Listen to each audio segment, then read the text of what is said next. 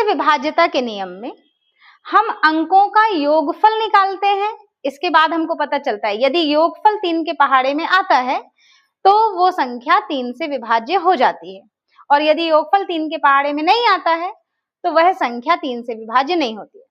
For example, जैसे मैंने यहाँ लिखा 2 2 और यहाँ मैंने लिख दिया 3।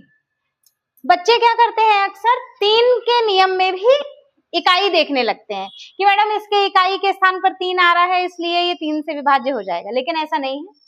हमको इन अंकों को जोड़कर देखना है।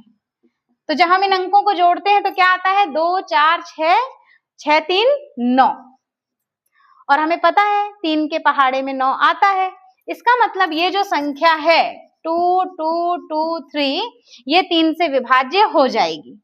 इसी प्रकार 111 संख्या देखने में ऐसा लग रहा है कि ये जो संख्या है ये 3 से विभाज्य नहीं होगी, लेकिन जब हम इसके अंकों को जोड़ते हैं तो हमको क्या प्राप्त होता है, 3, और 3 जो है वो 3 के पहाड़े में आता है, इसलिए ये जो संख्या है 111 ये भी 3 से विभाज्य हो जाएगी। तो 2 के नियम में हमें इकाई का स्थान देखना होता है, लेकिन जो 3 का नियम होता है उसमें हमें अंकों को जोड़कर डिसाइड करना होता है कि उस संख्या में 3 का भाग जाएगा या नहीं जाएगा।